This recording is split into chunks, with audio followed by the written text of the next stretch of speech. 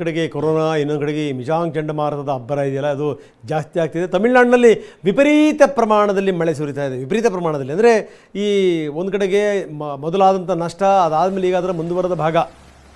ಹಿಂದೆಲ್ಲ ಮಳೆ ಬಿದ್ದಾಯಿತು ತಮಿಳುನಾಡು, ಆಂಧ್ರ ಪ್ರದೇಶ ಅಲ್ಲೆಲ್ಲ.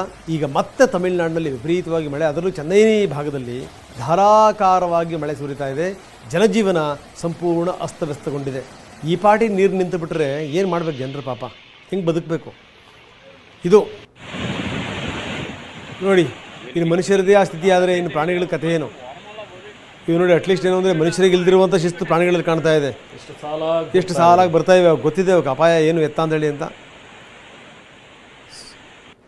ಇನ್ನು ಎಲ್ಲ ಕಡೆಗೂ ಕೂಡ ಫಾಲ್ಸ್ಗಳು ಧುಮ್ಮಿಕ್ಕಿ ಹರಿತಾ ಇವೆ. ಜಲಪಾತಗಳು, ಪ್ರಮುಖ ರಸ್ತೆಗಳು ಜಲಾವೃತವಾಗಿವೆ, ವಾಹನಗಳು ನಿಂತಲ್ಲೇ ನಿಂತಿವೆ, ಆ ಫಾಲ್ಸ್ಗಳು ಮೈದುಂಬಿ ಹರಿತಾ ಇವೆ. ಆದರೆ ಇದೊಂಥರ ಅಪಾಯಕಾರಿ ಸೂಚನೆ. ಇದು ಈ ತುಂಬ ಸಂತೋಷ ಅನಿಸಲ್ಲ ಇದನ್ನು ನೋಡಿದಾಗ. ಈ ಮುಂದೆ ಇದಕ್ಕಿಂತ ಜಾಸ್ತಿ ಆಗಿಬಿಟ್ರೆ ಗತಿ ಏನು ಅಂತ ಅನಿಸುತ್ತೆ. ಈ ರೀತಿ ದೊಡ್ಡ ಪ್ರಮಾಣದಲ್ಲಿ ಮಳೆ ಸುರಿದಂಥ ಸಂದರ್ಭದಲ್ಲಿ ಏನು ಮಾಡಬೇಕು? ಜನ ಒಂದು ಲೆಕ್ಕದಲ್ಲಿ ಕಂಗಾಲಾಗಿ ಕೂತ್ಕೊಂಡಿದ್ದಾರೆ. 2 ದಿನ ಬಿಡದೇ ಮಳೆ ಸುರಿತಾ ಇದೆ.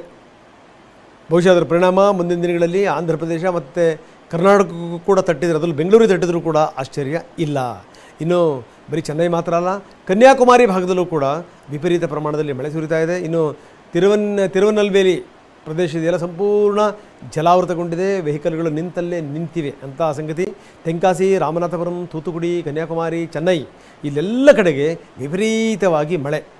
ಹೀಗಾಗಿ NDRF ಸಿಬ್ಬಂದಿ ಕೂಡ ಈಗಾಗಲೇ ಸಜ್ಜಾಗಿ ನಿಂತಿದೆ, ಏನಾದರೂ ತೊಂದರೆಗಳಾಯಿತು ಅಂತಂದರೆ ರಕ್ಷಣೆ ಮಾಡಲಿಕ್ಕೆ.